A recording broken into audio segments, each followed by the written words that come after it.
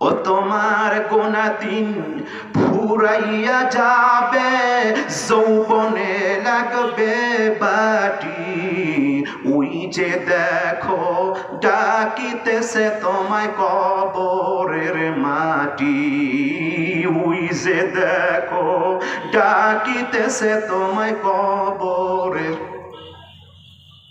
সন্ধ্যার আগে যেদিন ডুবিবে বেলা, এক পলকে ভেঙ্গে যাবে তোমার রঙেরই মেলা। ঠিক কিনা বাজান?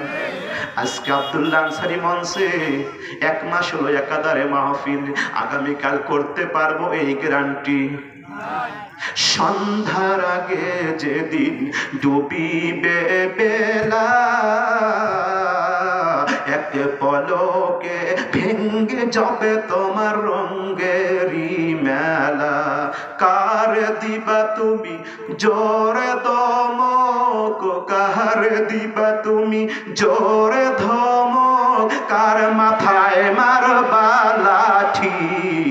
ওই যে দেখো ডাকিতেছে তোমায় কবরের মাটি। জবান খুলে বলেন ঠিক কিনা? ও বাজান, আল্লাহবাদী মামলা কিয়ামতে হবে, পুলিশবাদী মামলা আছে, রাষ্ট্রদ্রোহী মামলা আছে, অগ্নিসংযোগকারী মামলা আছে, মিথ্যাবাদীও মামলা আছে কি নাই? আল্লাহ কয় কিয়ামতের মাঠে আল্লাহবাদী মামলা করব, আমি আল্লাহ নিজেই কেস করব, আমি নিজে বাদী হয়ে মামলা দায়ের করব। আল্লাহ কাদের বিরুদ্ধে মামলা করবেন? সূরাতুশ শূরার ভিতরে আল্লাহ জানাইছেন বাজান। আল্লাহ তৌফিক দিলে ইনশাআল্লাহ বলব।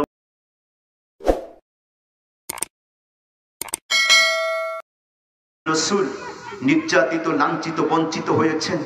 দীর্ঘ 23টি বৎসর ব্রামবিহীন ভাবে আন্দোলন করেছেন। ইসলামী আন্দোলন করার কারণে, কোরআনের দাওয়াত দেওয়ার কারণে কারাগারে বন্দী হয়েছেন, তায়েফে রক্ত জড়িয়েছেন, উহুদের ময়দানে দান মোবারক শহীদ করেছেন। কারণ কি? রাসূলের চরিত্র খারাপ।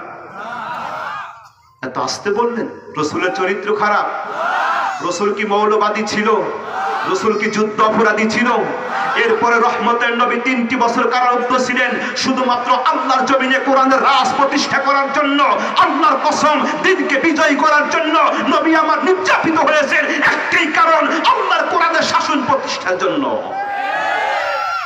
জোরে বলেন ঠিক কিনা? আল্লাহর কসম, কোরআন সামনে যদি আমি আব্দুল্লাহ আনসারী কোনো মিথ্যা কথা বলি, আল্লাহর কসম কিয়ামতের ময়দানে আমার গলার ভিতরে ছুরি বাজাবে কে? ছুরি বাজাবে কে? এই জন্য আল্লাহ আগেই বলেছেন জবান সামলাও। এমন কথা জবান দিয়ে বলো না যেই কথা কিয়ামতের ময়দানে তোমার বিরুদ্ধে মামলা দায়ের করে। সম্মানিত হাজিরিন, সেই রাসূলের প্রতি দরুদ সালাম পড়ে নেই সাল্লাল্লাহু সাল্লাম। আপনারা সকলে কেমন আছেন? আলহামদুলিল্লাহ আলা কুল্লি হাল। আমাকে 1 ঘন্টা সোয়া ঘন্টা সময় দেওয়া হয়েছে। একটু পিছনে ভাইরা আগায় আসেন, বাবারা, যুবক বাবা একটু আগায় আসেন। আর যারা এখন দোকান পাঠে আছেন, রাস্তার ভিতরে আছেন, আমার বন্ধুরা, আজকের মাহফিলে কথা হবে আল্লাহ এবং রাসূলের। কথা বলেন ঠিক কিনা? কারণ হচ্ছে এই পৃথিবীতে কখনো শান্তি আসবে না যতক্ষণ পর্যন্ত মহান সত্তার বিধান, শুধুমাত্র কেবলমাত্র একমাত্র একজন মহামানব বিশ্ব নেতা মুহাম্মদুর রাসূলুল্লাহ, সেই নবীর আদর্শ ছাড়া, নেতৃত্ব ছাড়া আল্লাহর কসম নামাজ পড়েও আমি শান্তিতে থাকতে পারবো। কারণ নবীজি একা একা নামাজ পড়লে কাফেররা কখনো মার দিত? ঠিক দিত? নবী যখন নামাজে দাওয়াত দিলেন, নামাজ প্রতিষ্ঠার আন্দোলন করলেন, মক্কাতুল মুআজ্জামে কাফের বেঈমানেরা ইসলাম প্রতিষ্ঠা করতে দিল না। যখন মদিনায় চলে গেলেন, ইসলামী স্টেট কায়েম করলেন, সংসদ থেকে নামাজের বিল পাশ করলেন, আল্লাহর জমিনে আল্লাহ শান্তি আর বারাকাত নাজিল হতে শুরু হয়ে গেল। সুবহানাল্লাহ। আচ্ছা বলুন তো বাজান, আমরা কোন জাতীয় মুসলমান? যদি আমি তাবলিগি মুসলমান হই তাও বাঁচবো না বাজান, জামাতি মুসলমান হলেও বাঁচবো না, আওয়ামী লীগ মুসলমান হলেও বাঁচবো না, বিএনপি মুসলমান হলেও বাঁচবো না। আমাকে আপনাকে কোন মুসলমান হতে হবে? আল্লাহ পাক ১,৫০০ বছর আগে জানিয়ে দিয়েছেন, রব্বানা ওয়াজআলনা মুসলিমাইনি লাকা ওয়া মিন যুররিয়াতিনা উম্মাতান মুসলিমাতান লাক। আল্লাহু আকবার। বন্ধু মুসলমানেরা, ১,৫০০ বছর আগে রব্বুল আলামিন জানাইছেন, বাজান আমার আপনার আদর্শ বাবা, আমার আপনার আদর্শ পিতা ইব্রাহিম খলিলুল্লাহ দোয়া করলেন, রব্বানা ওয়াজআলনা মুসলিমাইনি লাকা। ওগো আমাদের রব, আমাকে এবং আমার সন্তান ইসমাঈল আলাইহিস সালাতু ওয়াস সালামকে মুসলমান হিসাবে কবুল করো, মুসলমান হিসাবে কবুল করো। জোরে কোন সুবহানাল্লাহ। ওয়া মিন যুররিয়াতিনা উম্মাতান মুসলিমাতান লাক। এবং আমার বংশধরের মধ্য থেকে এমন একটা দল, এমন একটা মুসলমান দল, মানুষদের মধ্য থেকে এমন একটা মুসলমান দল কবুল করো। সুবহানাল্লাহ বলবেন না? ওয়ামিন যুররিয়াতিনা মানে আমার বংশধরের মধ্য থেকে, আমাদের বংশধরের মধ্য থেকে। তার মানে হলো আমরা হইলাম ইব্রাহিমী মুসলমান। ইব্রাহিমী মুসলমান না হইলে বাজান, আল্লাহর কসম করে বলতেছি, কবরে যাওয়ার পরে কিন্তু নাজাত পাওয়ার উপায় নাই। কোরআন থেকে দলিল নিয়ে যান বাজান, মুসলমান হতে হবে ইব্রাহিমী মুসলমান।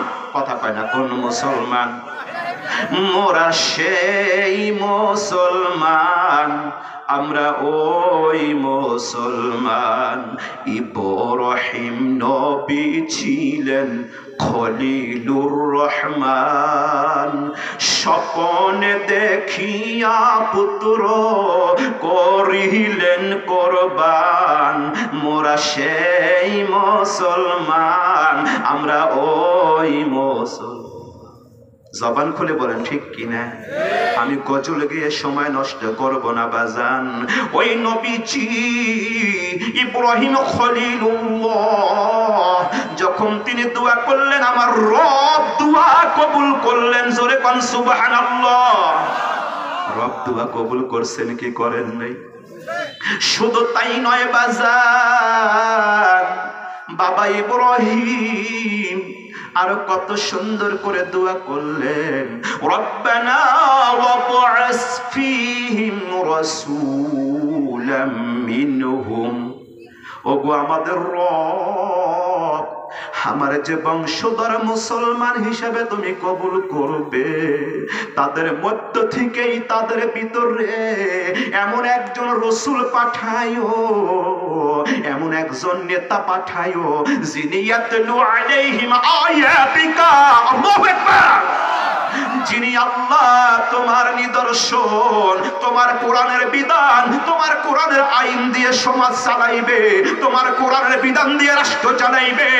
আয়াতিকার ব্যাখ্যা তাফসীরে কিতাবে এসেছে। আয়াতিকা মানে হলো আল্লাহ পাকের নিদর্শন, আল্লাহ পাকের আয়াত, আল্লাহ পাকের বিধিবিধান, আল্লাহ পাকের নাজিলকৃত কিতাবের নিদর্শন। ও বন্ধু মুসলমানেরা, আমরা অনেকে ব্যক্তি জীবনে নামাজ পড়ি বাবা, কিন্তু সামাজিক জীবনে, রাষ্ট্রীয় জীবনে নামাজের বিধান প্রতিষ্ঠার জন্য চেষ্টা করি না। কথা পান ঠিক কিনা? ও বন্ধু, আয়াতটা ভালো করে বুঝুন। ইয়াতলু আলাইহিম আয়াতিকা, তাদের মধ্যে আল্লাহ পাকের পক্ষ থেকে যেই সমস্ত নিদর্শন আয়াত এসেছে সেগুলো তেলাওয়াত করে শোনাইবে। ওয়া ইউআল্লিমুহুমুল কিতাব, এবং কিতাবের শিক্ষা দিবে, কিতাবের জ্ঞান দিবে। তার মানে হলো মুসলমান হয়ে বাঁচতে হইলে, মুসলমান হয়ে কবরে যাইতে হলে আল্লাহর কোরআনের জ্ঞান ছাড়া কিন্তু বাজান মুসলমান হয়ে কবরে যাওয়া সম্ভব না। আজকে আমার ভাইদের সাথে কোনো শত্রুতা নাই। সেকুলারিজম কমিউনিজম, সোশ্যালিজম, এগুলো সব কিন্তু কমিউনিস্ট মতাদর্শ, এগুলো সব কিন্তু কুফরি মত আদর্শ বাদান। ইসলামী ছাড়া অন্য কোন মত আদর্শ এগুলো কখনো আপনাকে নাজাত দিতে পারবে? জোরে বলেন, পারবে? রাগ করতেছেন? একটু জিকির করুন, লা ইলাহা মুহাব্বতে লা ইলাহা ইল্লাল্লাহ,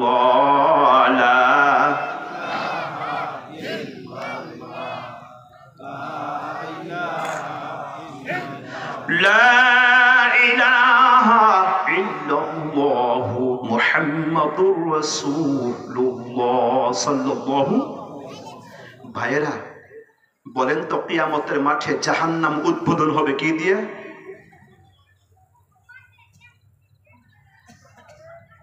বন্ধু মুসলমানেরা, আল্লাহ পাকের হাবিব বলেছেন কিয়ামতের ময়দানে জাহান্নাম উদ্বোধন হবে একদল আলেম দিয়ে। নাউজুবিল্লাহ। একদল আলেম দিয়ে জাহান্নাম উদ্বোধন হবে রে বাপ। আমি আব্দুল্লাহ আনসারী যদি সেই দলে পড়ে যাই, আজকে আমি মানুষকে ভয় খেয়ে কোরআনে কিছু কথা গোপন করে যাব, যেইগুলো বললে আমার বিরুদ্ধে মামলা হয়ে যাবে, যেইগুলো বললে আমার বিরুদ্ধে হামলা হতে পারে, এমন কিছু কথা কোরআনে আছে কি নাই? কেননা বাজান, কোরআনে যে কথাগুলো এসেছে সত্যকে সত্য হিসাবে আপনাকে জানতে হবে, প্রচার করতে হবে।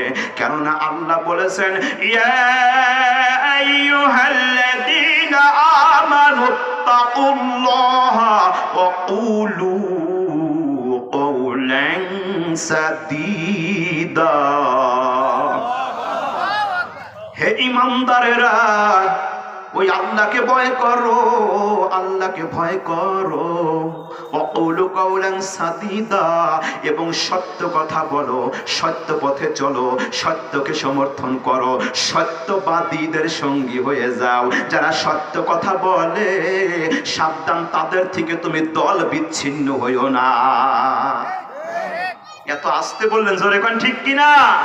ওয়াকুলু কাওলান সাদীদা। এখন সত্য কথা বলতে গেলেই তো আপনার উপরে জুলুম আসতে, কারণ নবীদের চাইতে সত্যবাদী এই পৃথিবীতে কেউ ছিল? আল্লাহর কসম, যদি কেউ মনে করেন নবীদের চাইতে সত্যবাদী এখনো অনেকে আছে, নাউজুবিল্লাহ, সেই লোক ঈমানদার না কাফের? ঈমানদার না কাফের? কাফের হয়ে যাবে। অতএব নবীরা সত্যের দাওয়াত দিয়েছেন, আর সত্যের দাওয়াত দেওয়ার কারণে নবীরা নির্যাতিত, লাঞ্ছিত, বঞ্চিত হয়েছেন। অতএব আজকে তাফসীর মাহফিল থেকে কোরআনের দাওয়াত শুনুন দিনী মুসলমান ভাইয়েরা। আল্লাহর কসম, কোরআনে হক কথা বলতে গেলে আপনাকে কারারুদ্ধ হতে হবে, জেলখানায় যেতে হবে, প্রয়োজনে ফাঁসির মঞ্চেও জড়া লাগতে পারে। এরপরেও কোরআন থেকে এক বিচ্যুত পরিমাণ কেউ দূরে সরে যেতে পারবে না। কথা বলেন ঠিক কিনা? এটার নাম হচ্ছে লা ইলাহা। কারণ জীবনের দাম বেশি না ঈমানের দাম বেশি? ও মন ঘুমায় না রে, নাম জপো আল্লাহর, একদিন ঘুমাইবে রে মন কবর মাজার। ও মন ঘুমায় না রে, ঠিক কিনা ভাই? ও মন রে, সাত মুল্লুকের বাদশা ছিল সাহসে কান্দার, তিনি একদিন চলে গেলেন কবর মাজার। মন ঘুমায় না রে। ও বন্ধু, আমার যত বড় ক্ষমতাই হোক না কেন, এই ক্ষমতা কাজে লাগাইতে হবে কার জন্য? জোরে কোন কার জন্য? বন্ধু মুসলমানেরা, তাহলে একদল আলেম দিয়ে জাহান্নাম উদ্বোধন করবেন কে? একদল আলেমের প্রতি অভিশাপ দিবেন কে? একদল আলেমের প্রতি ফেরেশতারা অভিশাপ দিবেন। একদল আলেমের সাথে আল্লাহ কিয়ামতে কথা বলবে না। নাউজুবিল্লাহ বলেন। ইন্নাল্লাযীনা ইয়াকতুমুনা মা আনজালাল্লাহু মিনাল কিতাবি ওয়া ইয়াশতারুনা বিহি সামানান কলিলা। আল্লাহু আকবার। আমি আল্লাহ রাব্বুল আলামিন যেই গ্রন্থ যেই কিতাব সত্য সহকারে নাজিল করেছি, আমি সুন্দর দিক নির্দেশনা দিলাম, আমি হেদায়েতের নামক যেই কিতাব দান করলাম, আর এই কিতাবের কথা যারা কিছু গোপন করে, কিছু বলে, কিছু কথা গোপন করে, সুবিধাবাদ জিন্দাবাদ হয়ে মুসলমান হওয়া যাবে। সামানান কলিলা, এবং সামান্য মূল্যে মন গড়া ফতুয়া দেয়, যাকে তাকে জান্নাতের সার্টিফিকেট দিয়ে দেয়। কতক্ষণ ঠিক কিনা বন্ধু মুসলমানেরা? মন গড়া ফতুয়া দেওয়া শুরু করে দেয়, অল্প মূল্য পাইয়া, মাত্র কয়েক হাজার টাকা পাইয়া এমন কিছু ফতুয়াবাজি করে, এমন কিছু কথা কোরআন হাদিসের বিদ্বেষমূলক কাজ করে।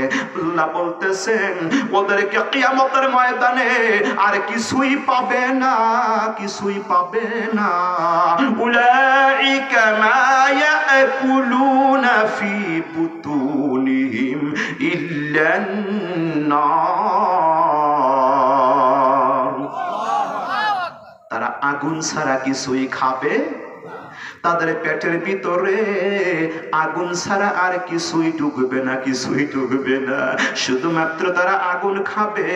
আর আমি আল্লাহ রাব্বুল আলামিন ওয়ালা ইউকাল্লিমুহুমুল্লাহু ইয়াওমাল কিয়ামাহ, নাউযুবিল্লাহ বলেন, আমি আল্লাহ রাব্বুল আলামিন কিয়ামতের ময়দানে ওদের সাথে কখনো কথা বলবো না। নাউযুবিল্লাহ। আমি যত বড় বক্তা হই না কেন, যদি আমার মাওলা আমার সাথে কথা না বলে বাজার, বলেন তো ওই দিন কি আমার কোনো দাম থাকবে? একটা কুকুরের যে দাম থাকবে, আমি আব্দুল্লাহ আনসারীর সেদিন কোনো দাম থাকবে না। ওয়া ইউকাল্লিমুহুমুল্লাহ ইয়াওমাল কিয়ামাহ, কিয়ামতের ময়দানে ওদের সাথে কথা বলবো না। যারা দুনিয়ার বাড়িতে আমার কোরআনে কিছু অংশ বলেছে, কিছু অংশ গোপন রেখেছে, এবার বলুন তো বাজান, আমাদের রবকে জবান খুলে পিছনে বাবারা মোহাব্বত কে? আল্লাহ যে আমাদের রব, এতে কোনো সন্দেহ আছে? মরার আগে না পরে? সবাই বলেন, কথা বলে আল্লাহ খুশি হবে, আগে না পরে? না না বাজান, আমি আপনি কোনো ফতুয়া দিলে তো কবুল হবে না রে বাপ। আমি আব্দুল্লাহ আনসারী কোনো ফতুয়া দিলে ওই ফতুয়ার কোনো দাম দাম আল্লাহ কোনো ফতুয়া দিলে ওই ফতুয়ার দাম বেশি না দুনিয়ার দাম বেশি? রসুল কোন ফতুয়া দিলে দুনিয়ার দাম বেশি না রসুলের ফতুয়ার দাম বেশি? রব্বুল আলামিন ডাক দিয়ে বলেছেন, না না, মৃত্যুর পরে আমাকে রব বলে স্বীকার করলে হবে না। ও গোলাম, আমি আমার ইজ্জতের কসম করে বলতেছি, মরার পরে মুসলমান, মরার পরে আমি আল্লাহকে রব বললে ফায়দা হবে না। ইন্নাল্লাযীনা ক্বালু রাব্বুনাল্লাহ,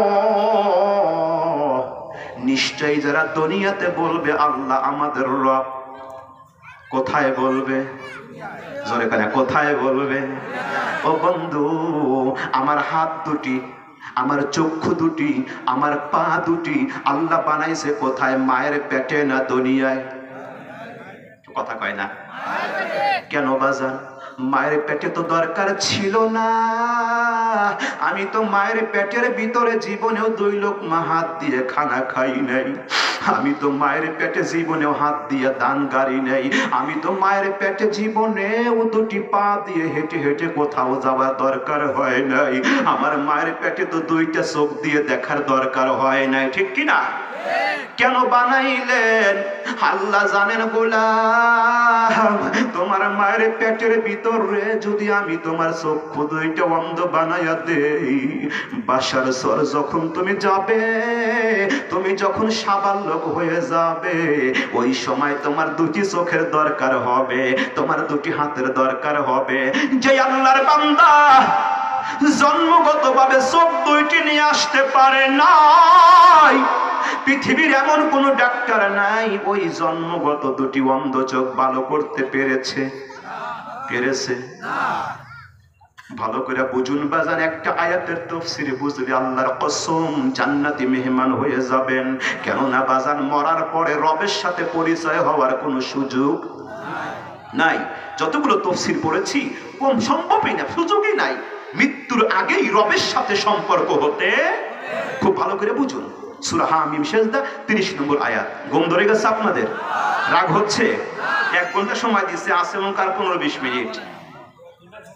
ও শেষ হবে না মোহতারাম, 1 ঘন্টা শেষ হবে না। যে স্লোগান দেওয়া যাবে, 2 হাত আল্লাহকে দেখান, লিল্লাহি তাকবীর। না ভাই হয় নাই, লিল্লাহি তাকবীর।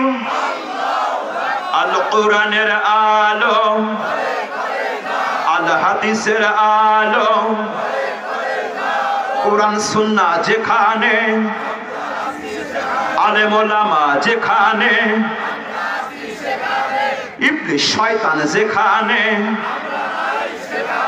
বাথরুম যেখানে। হাত নামান। কত বড় মিছা কথা বলছি আমরা, নাউজুবিল্লাহ। আচ্ছা ভাই, বাথরুমে যান নাই 7 দিনের মধ্যে কে কে হাত তোলে? কি বাজান 7 দিনের মধ্যে? আমি বেশি দিন চাইলাম না। বাবাজি গেছেন? বন্ধু মুসলমানেরা, আমি স্লোগান দিয়েছি কোরআন থেকে বোঝানোর জন্য, হাসির খোরাকি দেওয়ার জন্য নয়। বাথরুমেও আপনাকে যেতে হবে। আল্লাহর নবী বলেছেন, উম্মতেরা শোনো, বাথরুমের ভিতরেও আল্লাহর জিকির করতে হবে, আল্লাহর জিকির করতে হবে। আল্লাহকে কখনো ভোলা যাবে না। আপনি যখন ভোট দিবেন ওই সময়ও কার জিকির? জোরে কোন কার জিকির? আপনি যখন বাথরুমে যাবেন কার জিকির? আমরা কি বাথরুমে যাইয়া আল্লাহ আল্লাহ এরকম জিকির করি? সাহাবীরা জিজ্ঞেস করলেন, ইয়া রাসূলুল্লাহ, বাথরুমের ভিতরে কি আল্লাহ আল্লাহ জিকির করব? নবী আমার বললেন, না না, আমার আল্লাহ রব্বুল আলামিন উসওয়াতুন হাসানাহ, উত্তম আদর্শ দিয়ে পাঠিয়েছেন।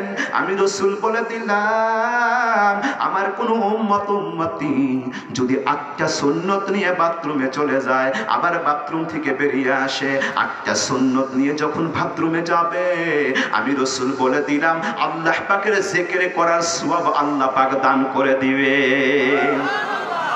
এত আস্তে জোরে বলেন না সুবহানাল্লাহ। কেননা বাজান জিকির মানে খালি আল্লাহু আল্লাহ, এইটা কি শুধু জিকির? জিকিরের 6টি অর্থ। একটি হলো ইন্না নাহনু নাযালনা যিকরা ওয়া ইন্না লাহু লাহাফিজুন। আমি আল্লাহ 30 পারা কোরআন নামক জিকির নাজিল করেছি। জবান খুলে বলেন সুবহানাল্লাহ। 30 পারা কোরআন হচ্ছে জিকির, ঠিক কিনা? এই জিকির হেফাজত করবে কে? এই জিকিরের আইন প্রয়োগ করবেন কে? আল্লাহ বলেছেন, পৃথিবীর কোনো বাতিল শক্তি আমার ইসলাম নামক আদর্শ কখনো উৎখাত করতে পারবে? ও বন্ধু, সব থেকে আলোচনা গেলে শেষ করা যাবে না। আমি কিন্তু বলেছি, আপনি ভোট যখন দিবেন তখনও কার জিকির? আপনি কাকে ভোট দিবেন? কি ভোটাভুটি হবে না দেশে? যেভাবেই হোক হবে তো। এবার আপনি কাকে ভোট দিবেন? আমি কিন্তু কসম খেয়েছি আগেই, আমার বাপের কথা বলতে আসি নাই। আপনি কাকে ভোট দিবেন আল্লাহ পাক সে কথাও বলেছেন বাজান। আমি কিন্তু প্রথমেই বলেছি, আমাদের রব দুনিয়ায় না পরকালে? হ্যাঁ, আমার হাত আমার পা আল্লাহ বানাইছেন মায়ের পেটে, ব্যবহার হবে দুনিয়াতে। যদি মায়ের পেটে কোনো সন্তানের হাত পাও না বানানো হতো, আল্লাহ জানেন দুনিয়ায় এমন কোন ডাক্তার আমি বানাই নাই, আমার ওই শিশু বান্দার হাত পা দুনিয়ার কোন ডাক্তার বানাইতে পারে? দুনিয়ার বাড়িতে যদি আপনার হাত পা ভেঙে যায়, সেটাকে চিকিৎসার মাধ্যমে ভালো করা যায়, কিন্তু জন্মগত যে হাত পাও হয় নাই, ওটা কিয়ামত পর্যন্ত বানানো সম্ভব তার মানে হলো আল্লাহ বানাইছেন মায়ের পেটে, আর ব্যবহার হবে দুনিয়াতে, এটা আল্লাহ পাকের নিয়ম। আল্লাহ এভাবে বলতেছেন, ইন্নাল্লাযীনা ক্বালু রাব্বুনাল্লাহ,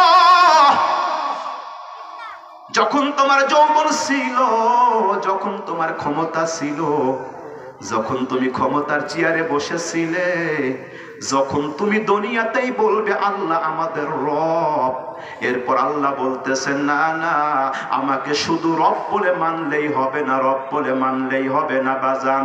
সুম্মাস্তাকামু, আমাকে রব বলে স্বীকার করার পর অবশ্যই আমার বিধানের উপরে, আমার আইনের উপরে, আমার শাসনের উপরে, আমার নির্ধারিত হুকুমিয়াতের উপরে, সুম্মাস্তাকামু, অবশ্যই তোমাকে অবিচল থাকতে হবে, অবশ্যই তোমাকে অবিচল থাকতে হবে। তাহলে আমি যে রব তুমি মেনে নিয়েছো, এটার বাস্তবতা সত্য হিসাবে প্রমাণ হয়ে যাবে। শুধু রব বলে মানলে হবে? বোঝা যাচ্ছে কথা? রব বলে মানলে হবে? রব বলে মানার পরে সুম্মাস্তাকামু, রবের বিধান, রবের আইন, রবের প্রত্যেকটা হুকুম আহকাম শুধুমাত্র একজন নেতা বিশ্বনবী মুহাম্মদুর রাসূলুল্লাহ আদর্শ অনুযায়ী আমাকে প্রতিষ্ঠিত করতে হবে, নিজের জীবন থেকে শুরু করে সংসদ ভবন পর্যন্ত। কথা বলেন ঠিক কিনা? নাকি সন্দেহ আছে এর ভিতরে? এই কোরআন দিয়ে দেশ পরিচালিত হোক, এটা আপনারা চান কি চান না? কে কে চান একবার দেখান আল্লাহকে, কে কে চাই? যারা চাই তারা হাত তুলুন। লিল্লাহি তাকবীর, লিল্লাহি তাকবীর। কোরআন সুন্নাহর শাসনের আলো হাত নামান। আলহামদুলিল্লাহ, এমন কিছু কাজ আছে যেটা বক্তব্য দিয়ে প্রতিষ্ঠা করা সম্ভব। যেমন নবী করিম সাল্লাল্লাহু আলাইহি ওয়াসাল্লাম 13টি বছর মক্কার জমিনে দাওয়াত দিয়েছেন। আল্লাহর কসম, একটা মূর্তিও মসজিদ থেকে সরাইতে পারে? কেন পারে নাই? যেহেতু জালেমদের হাতে ক্ষমতা ছিল, মূর্তি ভাঙতে গেলেই তার নামে মামলা দিত, মিথ্যা অপবাদ দিত। মূর্তি ভাঙা তো দূরের কথা, শুধু বিরোধিতা করলেই রসুলের নামে মিথ্যা মামলা। এই জন্য বাজান, কিছু কিছু আইন আল্লাহ পাক শাসকদের হাতে দিয়েছেন। কথাকার? এবার আসুন বাজান, তাহলে ভোট দেব কাকে, এ কথা কে বলে দিবে? এবার আপনি বলেন তো, কাকে ভোট দিবেন? রব্বুল আলামিন ঘোষণা করেছেন, ও দুনিয়ার মানুষ সাবধান হয়ে যাও, 8টি দলে কখনো তোমরা ভোট দিও।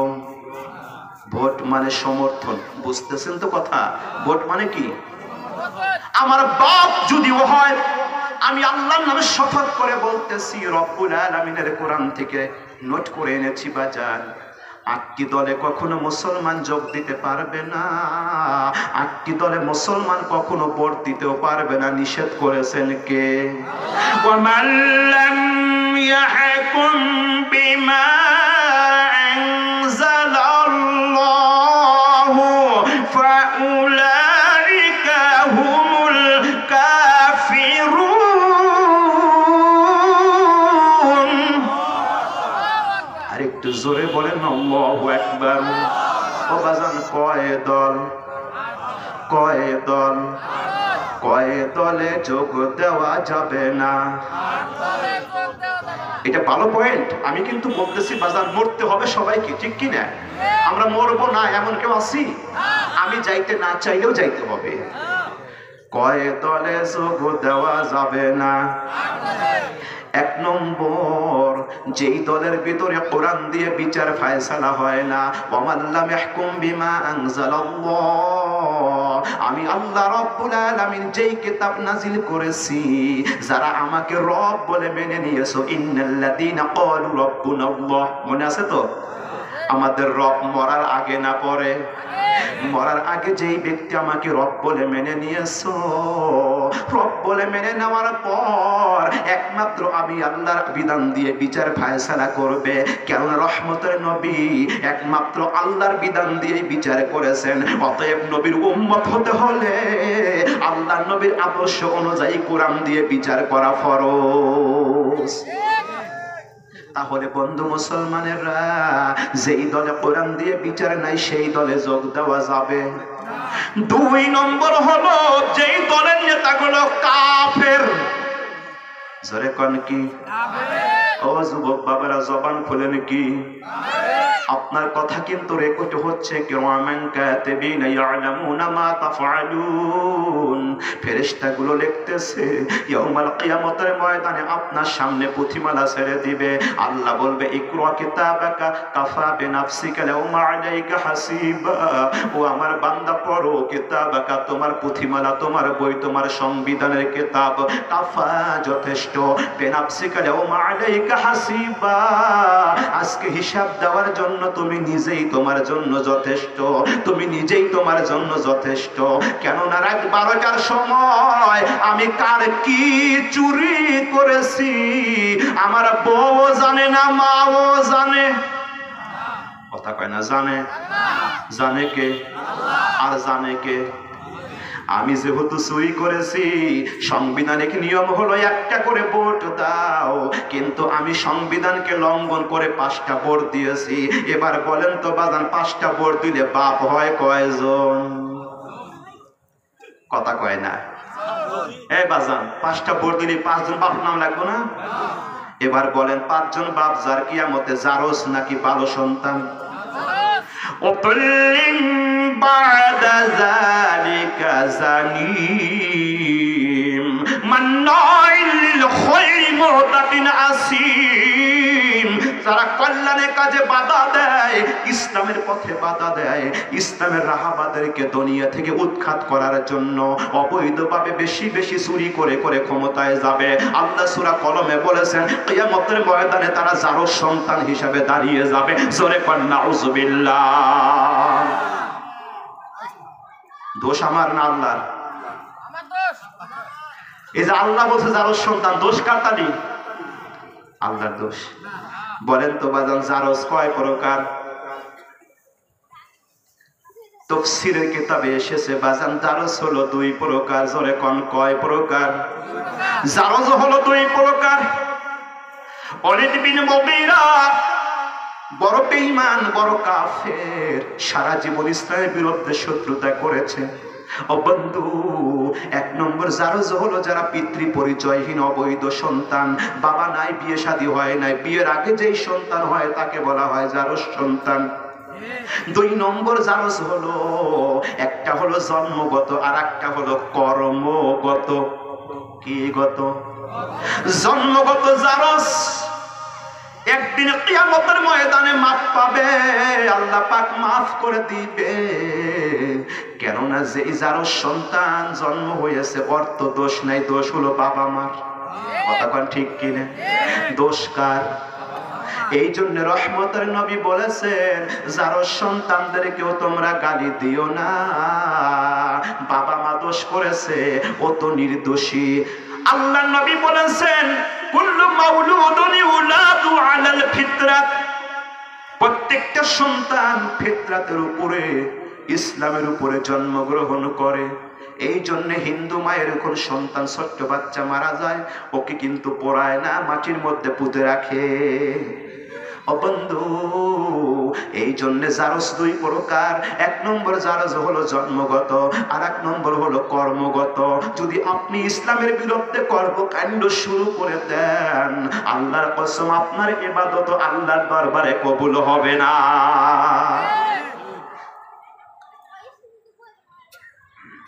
কষ্ট হচ্ছে বাজার? বলেন তো আমাদের আসল ঘরের নাম কি? আমরা ছোটবেলায় পড়েছি, ওই দেখা যায় তাল গাছ, ওই আমাদের গা, ওইখানেতে বাস করে। পড়েননি আপনারা? ও বগি তুই খাস কি? পান্তা আমি খাই না, পুঁটি মাছ একটি যদি পাই অমনি তারে কাপুর গুপুর। না না, আমি মুসলমান, এটাই আমার পরিচয়, আমি নবীর উম্মত, এটাই আমার পরিচয়। আমরা কোন মুসলমান? ইব্রাহিমী মুসলমান। মনে আছে তো বাজান? নাকি ভুলে গেছেন? নবী ইব্রাহিমের জীবনে 4টা কাজ ছিল। কয়টা? আরো জোরে।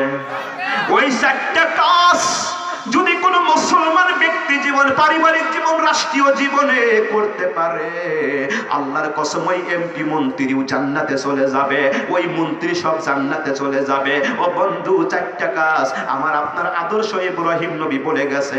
আল্লাহ তৌফিক দিলে সামনে আলোচনা করব। এবার বলবো না বাজার, ওই দেখা যায় তাল গাছ, ওই আমাদের গা, ওইটা মুসলমানের না, আমার আপনার জন্য হলো। ওই দেখা যায় কবরস্থান, ওই আমাদের ঘর, ওইখানেতেই থাকতে হবে সারা জীবন ভর।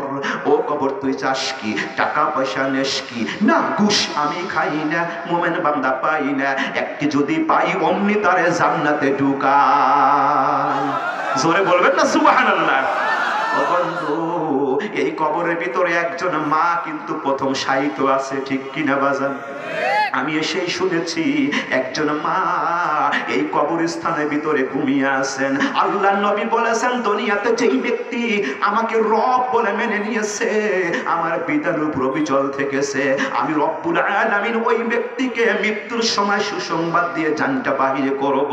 তাতানাজ্জালু আলাইকুমুল মালাইকা, ও ফেরেশতারা যাও, আমার বান্দা সারা জীবন আমাকে রব বলে মেনে নিয়েছে, আমার বিধান প্রতিষ্ঠার আন্দোলন করেছে, আমার বিধান মেনে চলেছে, জীবনে যৌবনে কোনোদিন আমার আইনের বিরোধিতা করে নাই, আমার আলেম ওলামা নায়েব রাসূলের বিরোধিতা করে নাই।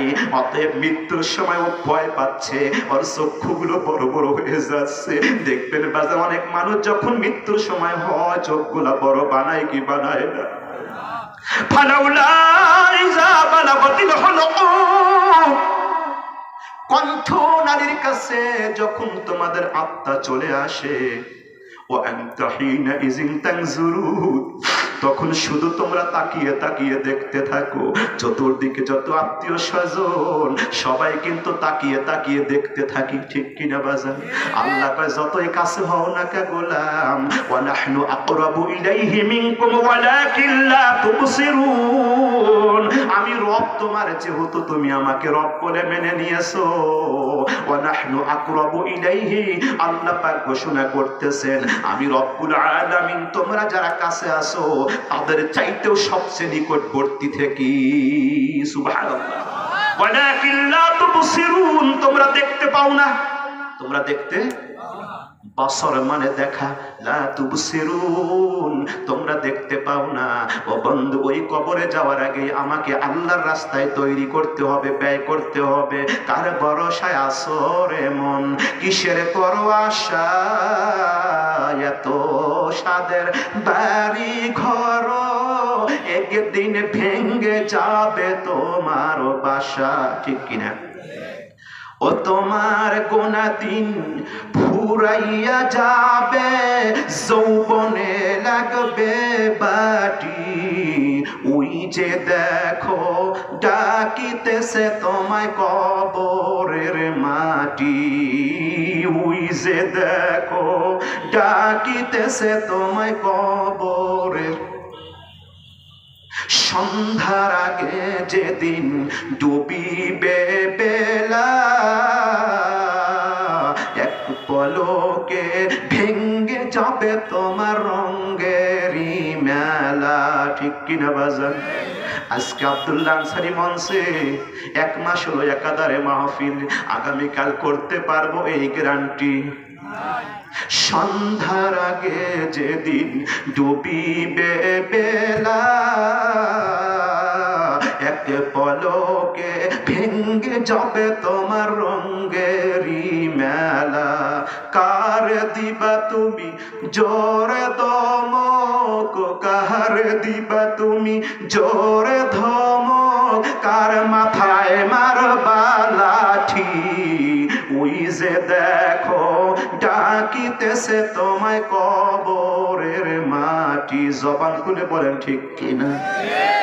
ও বাজান, আল্লাহবাদী মামলা কিয়ামতে হবে, পুলিশবাদী মামলা আছে, রাষ্ট্রদ্রোহী মামলা আছে, অগ্নিসংযোগকারী মামলা আছে, মিথ্যাবাদীও মামলা আছে কি নাই? আল্লাহ কয় কিয়ামতের মাঠে আল্লাহবাদী মামলা করব, আমি আল্লাহ নিজেই কেস করব, আমি নিজে বাদী হয়ে মামলা দায়ের করব। আল্লাহ কাদের বিরুদ্ধে মামলা করবেন? সূরাতুশ শূরার ভিতরে আল্লাহ জানাইছেন বাজান। আল্লাহ তৌফিক দিলে ইনশাআল্লাহ বলবো। তার আগে আপনাদের কাছে হাত বাড়াচ্ছি বাজান, নতুন কবরস্থান। ঠিক